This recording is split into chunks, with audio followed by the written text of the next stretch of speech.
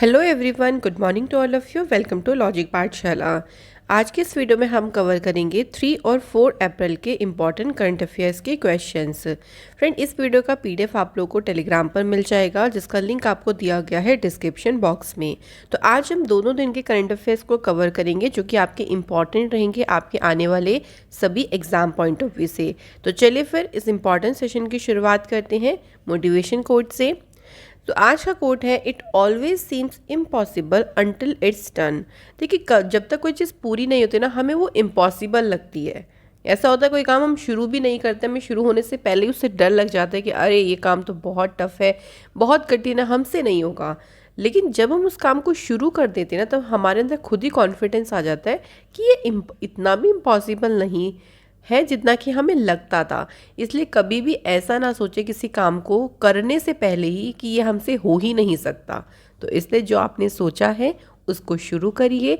जब आप शुरू करेंगे तो धीरे धीरे करके वो काम आपका ज़रूर हो जाएगा। तो चलिए शुरू करते हैं आज की क्लास। तो आज 4 अप्रैल है। आज के दिन सेलिब्रेट किया जाता है international day of mines awareness. ठीक है, अब इसके बारे में बात करते हैं कि क्या है ये। तो देखिए, इसमें क्या होता है कि स्वस्थ जो सेफ्टी, हेल्थ और लाइफ्स, यानी हमारे जीवन के लिए जो भी लैंडमाइंस है, लैंडमाइंस को बोला जाता है बारूदी सुरंगें, उनसे हमें क्या क्या खतरा है, उनसे होने वाले खतरे के बारे में जागरूकता फैलाना।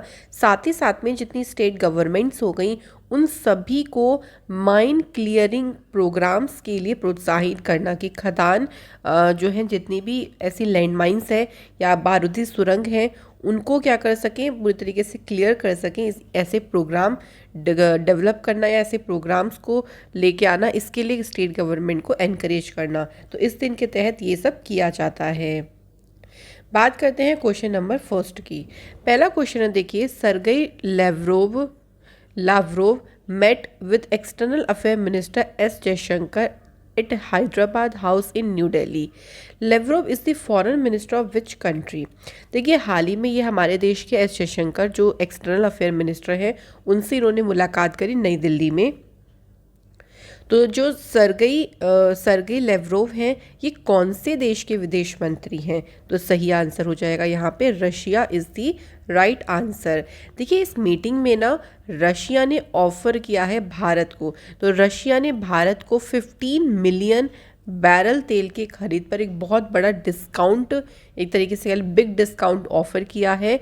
रशिया जो है वो भारत को अपना $35 प्रति बैरल तक की छूट जो है वो उसको प्रदान कर रहा है। तो इसी के लिए कि जो मीटिंग हुई थी, या आप कह लीजिए कि ये फॉरेन मिनिस्टर भारत आए थे और यहाँ पे न्यू दिल्ली में इन्होंने external affair minister S Jaishankar से मुलाकात करी। रशिया की बात करते हैं तो आप देख सकते हैं कि एरिया वाइज रशिया सबसे बड़ी कंट्री है, जो कि यूरोप और एशिया दोनों ही कॉन्टिनेंट में फैली हुई है। इसकी कैपिटल है मॉस्को। यहाँ पे करेंसी है रशियन रूबल। प्रेसिडेंट का नाम है व्लादिमीर पुतिन और प्राइम मिनिस्टर है मिखेल मिशुतिन। अब रशिया से कुछ मैं आपको इम्पॉर्टेंट न्यूज़ आपको बता देती हूँ, जो कि हाल फिलहाल के लिए इम्पॉर्टेंट है।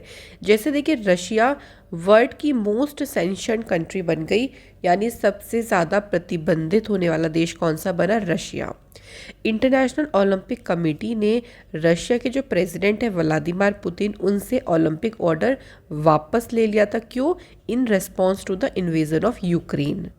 रशिया ने जो वर्ल्ड का लार्जेस्ट प्लेन था ही कह लीजिए अब तो, जिसका नाम था मिरिया, इसको डिस्ट्रॉय कर दिया। रशिया, चाइना और ईरान के बीच में एक एक्सरसाइज हुई है जिसका नाम है चिरू। तो ये हमें इम्पॉर्टेंट न्यूज़ ध्यान रखनी है रशिया देश से। अगले क्वेश्चन की तरफ बढ़ते हैं। नेक्स्ट क्वेश्चन है, president Ramnath Kovind was accorded a ceremonial guard of honour in April 2022 during his visit to which country?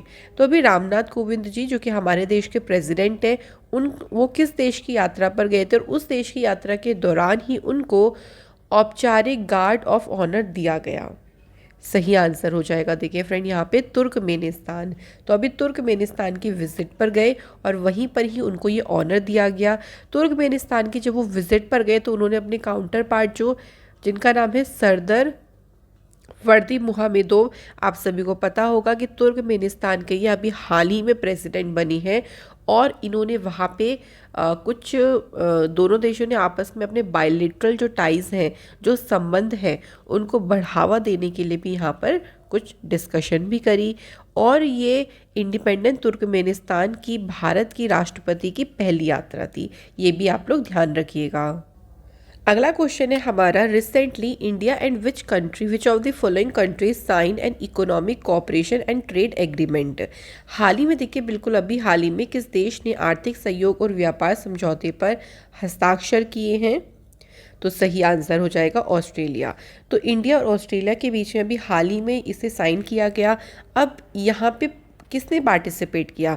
तो देखिए, जो इंडिया के कॉमर्स इंडस्ट्री मिनिस्टर हैं पीयूष गोयल, और उनके जो ऑस्ट्रेलिया के तरफ से मिनिस्टर थे, minister for trade mister Dan Tehan, इन्होंने India Australia economic cooperation and trade agreement पर साइन किए। तो ये जो फ्रेंड देखिए एग्रीमेंट साइन किया गया है ना, ये पूरी तरीके से इकोनॉमिक और जो कमर्शियल रिलेशंस है दोनों देशों के बीच में, उसको उसमें पूरी तरीके से सहयोग करेगा, उसको बढ़ावा देगा। तो आपको ये भी ध्यान रखना है कि भारत की तरफ से ये जो एग्रीमेंट है ना, ये साइन किसके द्वारा किया गया। अगला क्वेश्चन है हमारा, who launched the logo, Jersey, mascot and the anthem of Khelo India university games 2021 इन बेंगलोर। तो क्वेश्चन में पूछा गया है कि बेंगलोर में जो खेलो इंडिया यूनिवर्सिटी गेम्स 2021 है, उसका लोगो, उसकी जो जर्सी है, उसका शुभंकर यानी मैस्कॉट और उसका जो एंथम है, इसे किसने लॉन्च किया है? सही आंसर हो जाएगा टीसी गहलोत। देखिए, टीसी गहलोत कोई नया नाम नहीं है, आपको ध्यान रखना है, ऐसे ही एग्जाम में कंफ्यूज करने के लिए दे देते हैं। थावर चंद गहलोत ही इनका पूरा नाम, एंड सेकंड नाम है अनुराग सिंह ठाकुर। तो अनुराग सिंह ठाकुर कौन है? ये हमारे हैं स्पोर्ट्स मिनिस्टर, ठीक है। तो इन दोनों के द्वारा ही इसे लॉन्च किया गया है, तो आंसर हो जाएगा ऑप्शन नंबर डी। देखिए, अगर हम बात करते हैं थावर चंद गहलोत जी की, जो कि कर्नाटक के गवर्नर हैं, तो इन्होंने इसका लोगो और इसका जो ऑफिशियल मैस्कोट है ना, जिसका नाम है वीरा, इसे इन्होंने लॉन्च किया। वहीं अगर हम बात करते हैं अनुराग सिंह ठाकुर की, तो इन्होंने इसकी ऑफिशियल जर्सी एज वेल इसका जो एंथम है, जो कि चंदन शेट्टी और निखिल जोशी के द्वारा गाया गया है, इसे किसने लॉन्च किया है? अनुराग सिंह ठाकुर ने लॉन्च किया है। तो ये आपको दोनों ही नाम इम्पॉर्टेंट है, ध्यान रखने हैं। कुछ एडिशनल इन्फॉर्मेशन की बात करते हैं गेम्स के बारे में। तो देखिए, खेलो इंडिया जो यूनिवर्सिटी गेम्स है, ये एक तरीके का इनिशिएटिव है जो कि इंडियन गवर्नमेंट के द्वारा इसको शुरू किया गया। इसका उद्देश्य ये है कि यूनिवर्सिटी लेवल पर जो यंग टैलेंट्स है ना, उनको आइडेंटिफाई करना, उनको हेल्प करना कि वो प्रोफेशनल एथलीट्स बन सकें।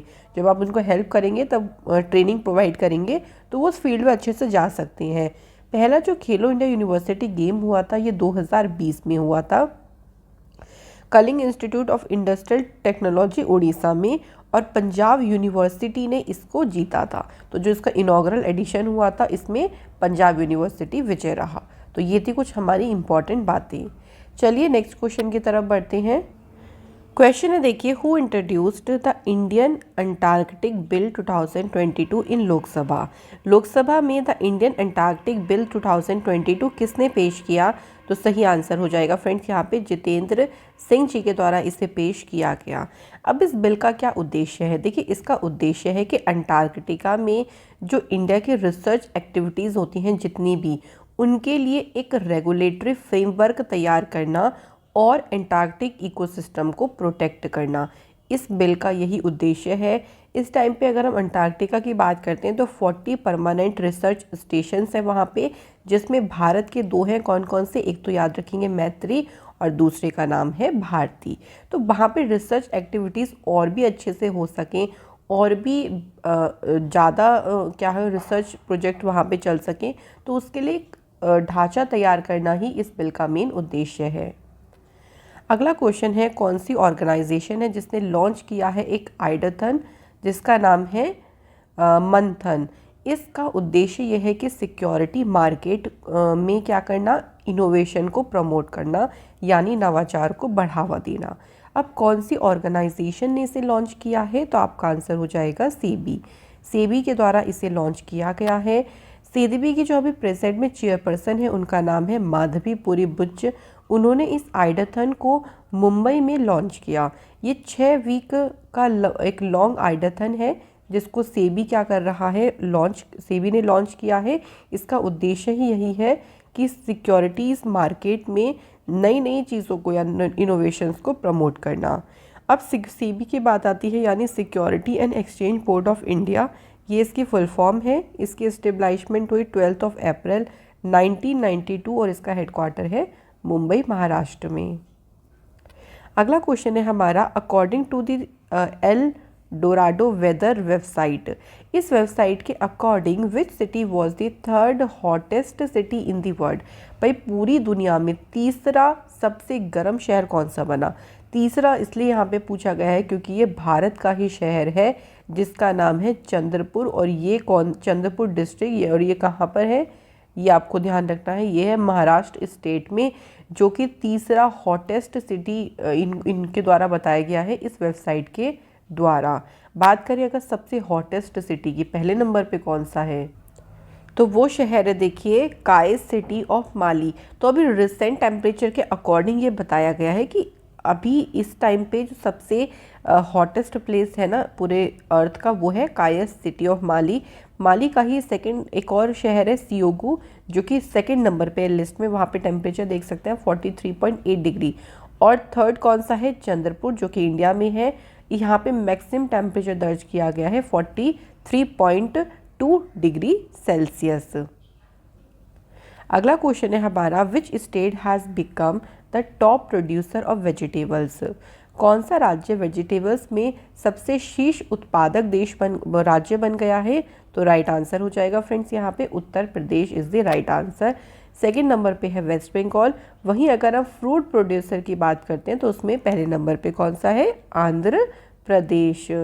उत्तर प्रदेश से देखिए अभी मैं रिसेंटली आप लोगों को कुछ न्यूज़ ध्यान दिलवाती हूँ, जैसे कि योगी आदित्यनाथ जी जो कि यहाँ के चीफ मिनिस्टर बने हैं, ये अपने दूसरे टर्म के लिए यहाँ पे चीफ मिनिस्टर के तौर पर इन्होंने शपथ ली।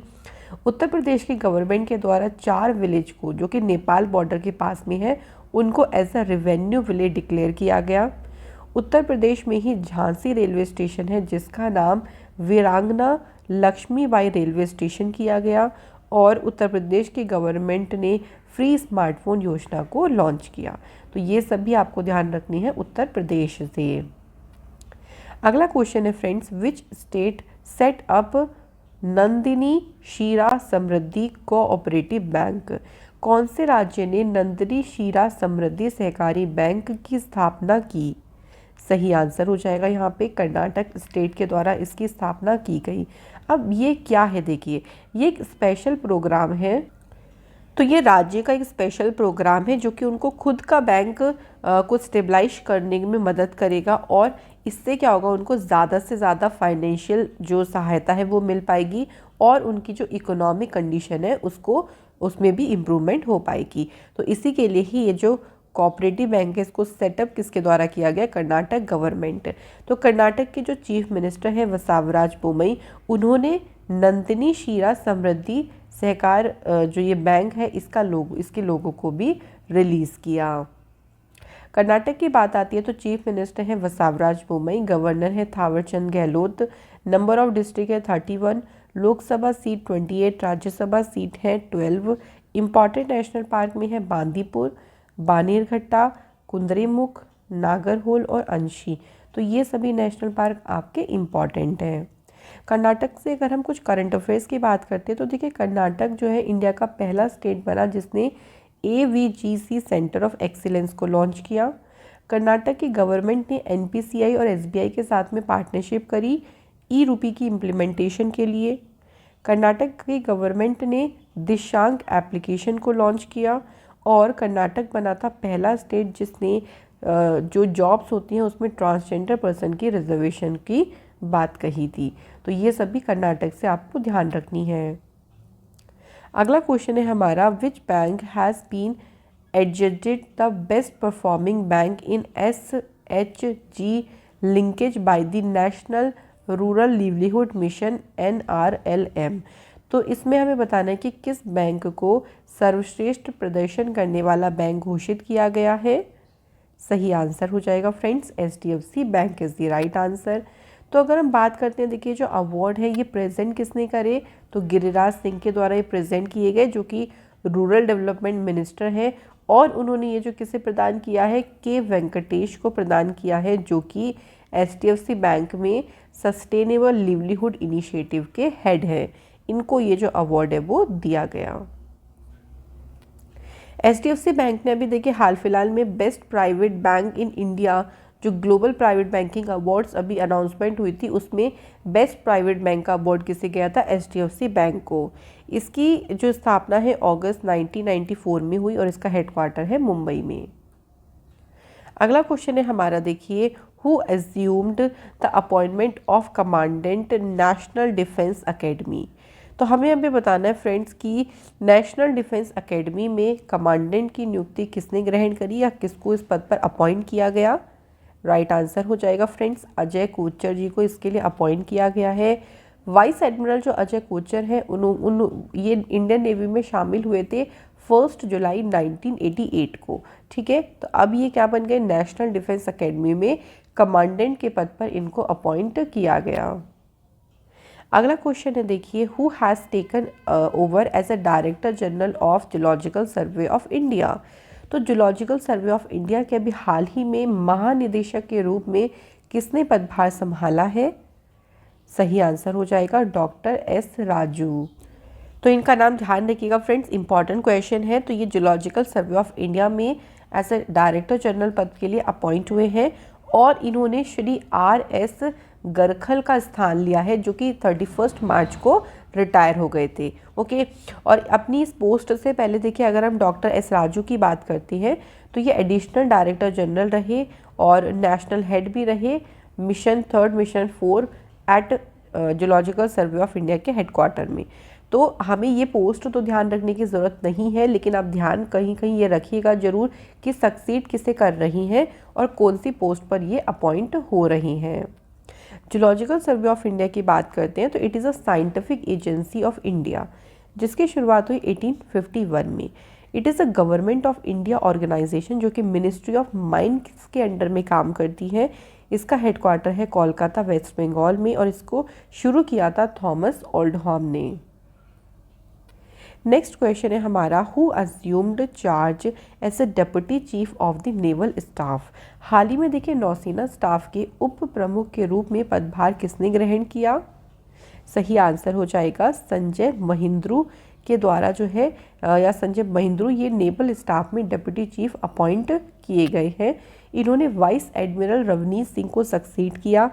1 जनवरी 1885 में ये भारतीय नौसेना में शामिल हुए थे, ध्यान रखिएगा। और इनको अति विशिष्ट सेवा मेडल इन 2018 और नौसेना मेडल 2002 में इन्हें इन मेडल से सम्मानित किया गया।